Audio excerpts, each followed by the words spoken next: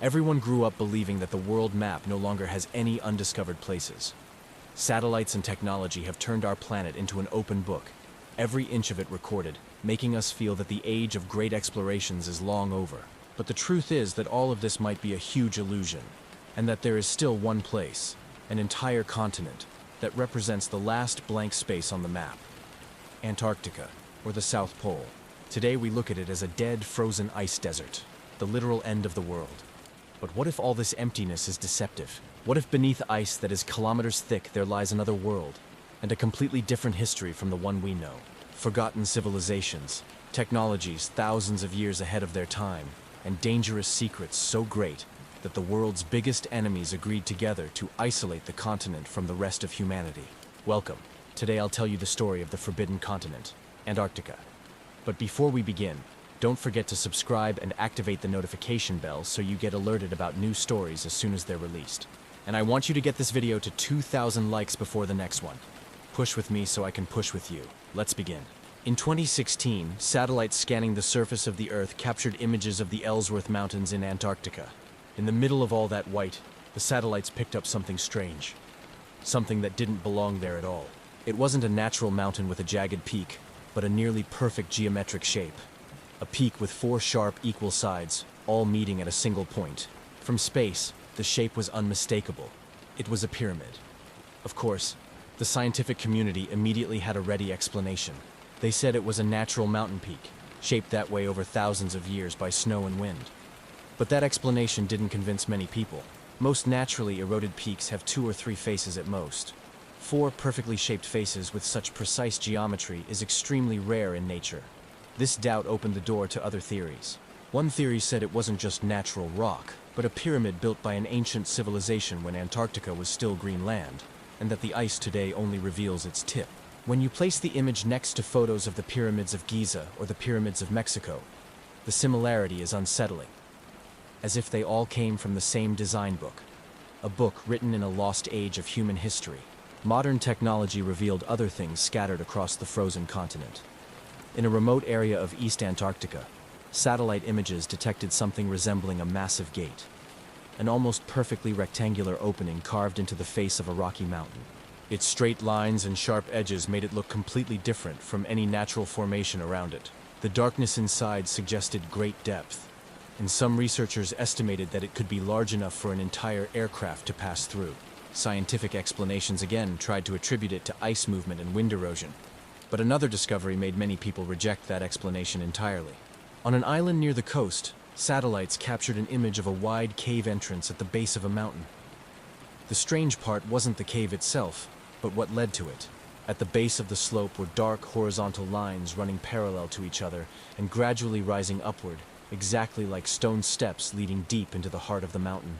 This staircase-like structure is extremely difficult to explain using current geological models, because there is no known natural process capable of creating shapes with that level of precision. To understand how pyramids, gates, or staircases could exist in such a place, we need to completely erase the image of Antarctica from our minds. We need to forget the frozen white desert and go far, far back in time. Antarctica without ice. More than 100 million years ago, Antarctica was a warm continent, with temperatures ranging between 13 and 21 degrees Celsius, a perfect spring-like climate. These conditions clearly allowed for a fully developed ecosystem. Here the question becomes simple and logical. If the continent was that beautiful, could a civilization have existed there before it froze? Official archaeology completely rejects this idea, stating that humans appeared on Earth no more than 300,000 years ago. Meanwhile, the ice sheet covering Antarctica is estimated to be about 14 million years old.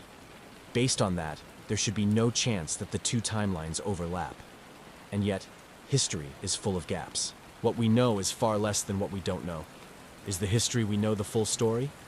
Or are there chapters of our world's past still buried under that ice? The evidence of Antarctica's green past isn't just theory. The story began more than a century ago, specifically in 1912, with the expedition of British explorer Robert Scott. Imagine the scene: men exhausted from cold and hunger, just 500 meters from the South Pole, lost in endless ice. Suddenly, in the middle of the snow, they found something that didn't belong there at all: a fossilized leaf, complete with veins and details. identical to beach leaves that grow in warm regions. At first, no one believed it, but the leaf was real, and that was only the beginning. In other places, discoveries were even bigger and more shocking. On Alexander Island in the Antarctic Peninsula, researchers found entire fossilized forests.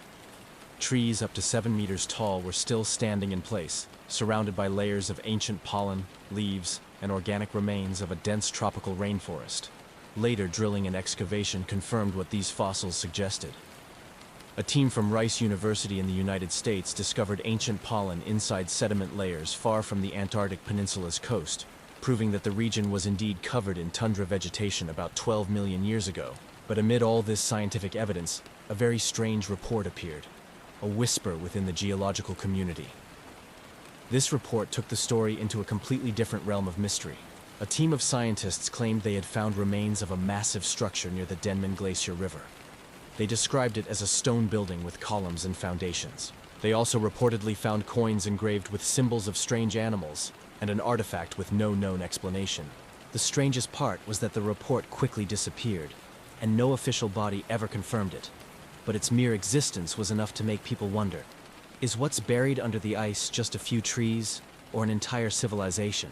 If fossils were a message from the past, then the Piri Reis map was a window into an impossible world.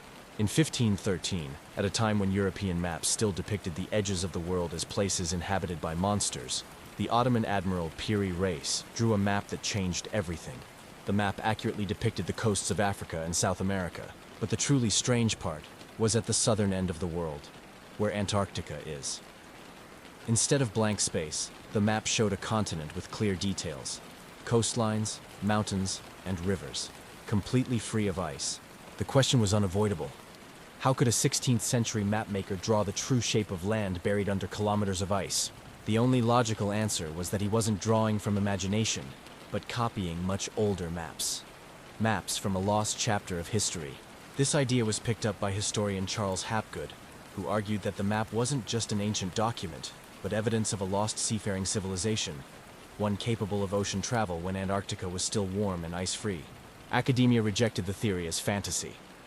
But centuries later, when modern technology arrived, ice-penetrating radar was directed at Antarctica. The results were shocking. The data mapped the surface of the continent beneath the ice, revealing valleys, hills, and riverbeds in locations strikingly similar to those shown on the Piri Reis map. Suddenly, that old piece of paper was no longer just a map. It became an indictment of the history we think we know. Interest in Antarctica wasn't limited to explorers and dreamers. In the years leading up to World War II, another power was watching the continent closely. In 1938, as the world held its breath watching Nazi Germany prepare to swallow Europe, Adolf Hitler personally approved a secret expedition to Antarctica. Officially, it was a purely economic mission. Germany needed whale oil for margarine and soap production, and didn't want to rely on Norway. In December 1938, the ship Mrs. Schwabenland secretly departed from the port of Hamburg. On board were not only scientists and sailors, but also naval officers, technicians, and a representative of the Nazi Party. Their destination was a region of Antarctica claimed by no one. When they arrived, reconnaissance aircraft were launched from the ship and surveyed vast areas of the frozen land. During the surveys, they dropped aluminum markers engraved with swastikas to plant the Reich's claim deep in the heart of Antarctica. The Germans named the land New Swabia.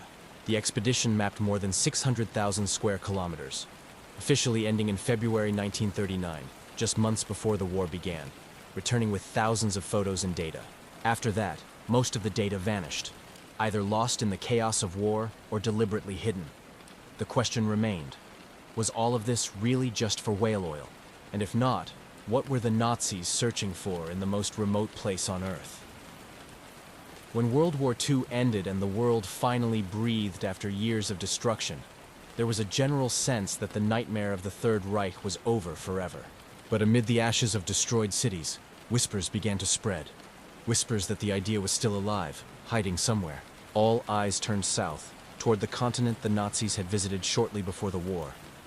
The theory claimed that the true goal of the Nazi expedition wasn't whale oil at all, but the establishment of a final fortress, a secret base buried beneath kilometers of ice, hidden from all eyes, waiting for the right moment to re-emerge. This would have remained nothing more than rumor if not for what happened in July 1945.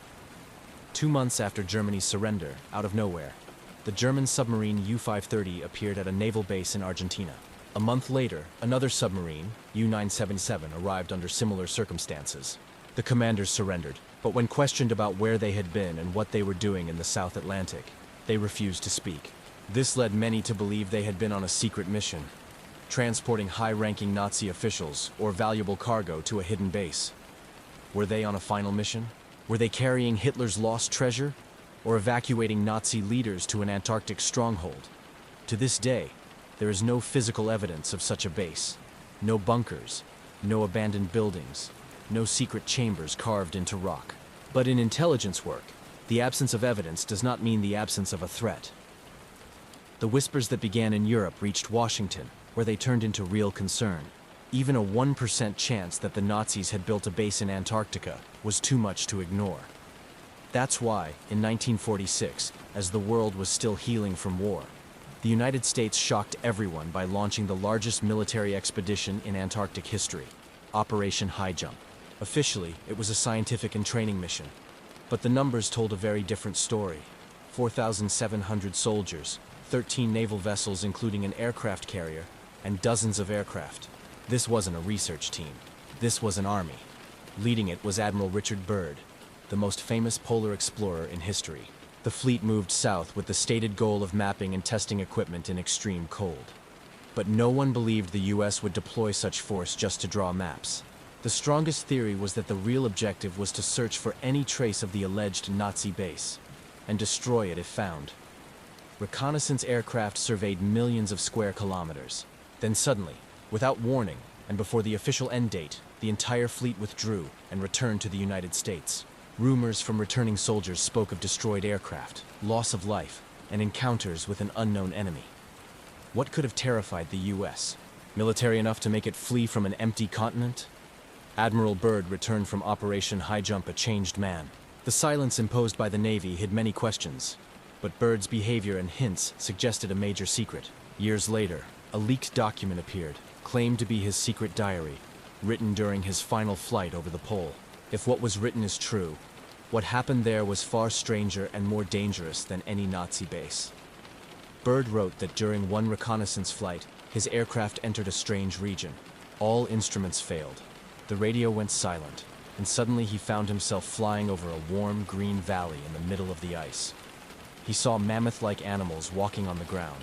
Then strange flying objects shaped like discs appeared, took control of his aircraft, and forced it to land. He claimed he met advanced beings who took him to an underground city called Agartha. They warned him about humanity's path, nuclear weapons, and our ability to destroy the planet itself, before returning him to his aircraft. The authenticity of these diaries was never confirmed, but what makes the story unsettling is what Byrd said later. In a rare 1947 interview in Chile, he spoke about the importance of Antarctica and warned that the United States could one day face attacks coming from the polar regions. Even if the diaries were fake, what did Byrd see that made him say that? The diaries attributed to Byrd described Agartha as a legendary underground kingdom, closely tied to the hollow Earth theory.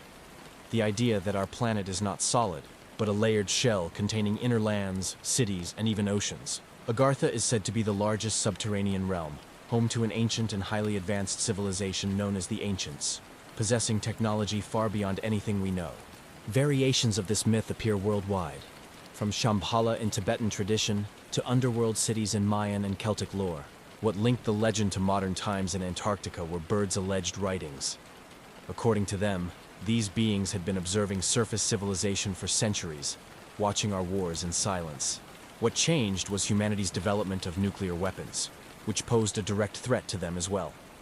Though unverified, many believe this was the true reason behind the sudden US withdrawal from Antarctica. After World War II, strange stories began spreading about flying machines unlike anything seen before. Witnesses described silent, incredibly fast objects shaped like discs. At first, people dismissed them as rumors, but sightings spread worldwide. Some researchers began linking these flying saucers, not to aliens, but to secret Nazi technology. To understand this, we must return to the heart of the Third Reich. The Nazi leadership was not just political. It was an ideology obsessed with occultism, ancient myths, and hidden powers. two secret societies stood out. The Thule Society, which searched for lost Aryan origins, and the Vril Society, whose members believed in a cosmic energy called Vril, pure power that could grant limitless strength.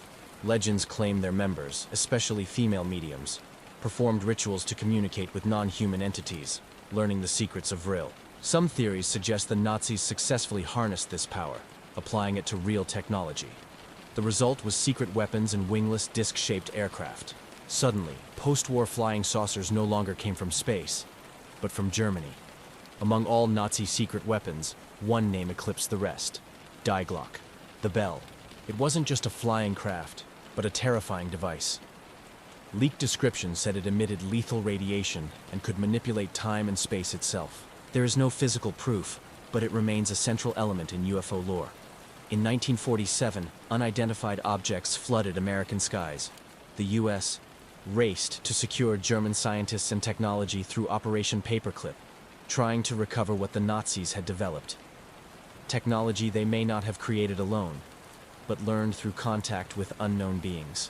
Far from satellites, in the dark depths of the ocean, sailors and scientists whispered another legend: the Ningen, described as a massive white humanoid creature, up to 30 meters tall, seen in Antarctic waters. Japanese research crews reported sightings of the creature surfacing silently before vanishing beneath the waves. Hallucination? An undiscovered marine species? Or a survivor from Antarctica's green past? The Ningen joins an older, more terrifying legend: the Kraken, the mythical sea monster said to drag massive ships underwater. In 2016, satellites captured a massive disturbance near Deception Island, with a shadow of a huge creature dragging enormous tentacle-like shapes. Many believed it resembled the legendary beast. Amid all these mysteries, one question remains above all others: why Antarctica? Why is it the only continent surrounded by such secrecy and international law? The answer may lie in a historical event: the signing of the Antarctic Treaty on December 1st, 1959. At the height of the Cold War, 12 nations met in Washington and signed a short 14-article document that became one of the strangest and most successful diplomatic agreements in modern history. It declared Antarctica a continent for science and peace only, banning military activity and nuclear testing. On the surface, it seemed noble, but at a time when nations stood on the brink of nuclear war, the timing raised suspicion. What happened in Antarctica that turned yesterday's enemies into today's allies? To this day, access to Antarctica is tightly controlled. Only a small number of scientists are allowed to work there, with special permissions. Tourists may visit limited coastal areas under strict supervision, but the vast interior remains nearly inaccessible. No-fly zones, restricted regions. It's as if Antarctica is an ice prison the entire world agreed to keep sealed. Every prison has a weakness. Antarctica's weakness is the sun. Over the past century, the Earth has warmed. The ice guarding the continent's secrets is melting. Glaciers once solid as mountains are cracking and collapsing into the ocean. This melting isn't just an environmental disaster. It's a countdown to the greatest revelation in human history. Every meter of melting ice reveals land hidden for millions of years. Scientists now ask a once impossible question: could Antarctica one day become green again? But that's not the real question. The real question is, when it does, what will we find? A few trees, or the end of the history we know, and the beginning of something far older, stranger, and far more dangerous. And with that, we reach the end of the story. Today's story was different from what we usually tell on the channel, so tell me in the comments, should we do more episodes like this, or stick to smaller, more focused stories? If you have a story you want us to tell, write it in the comments. The idea that gets the most engagement will be made. Subscribe, like, comment, share the video with anyone you think would enjoy it, and I'll see you next time with an even more thrilling story. Goodbye.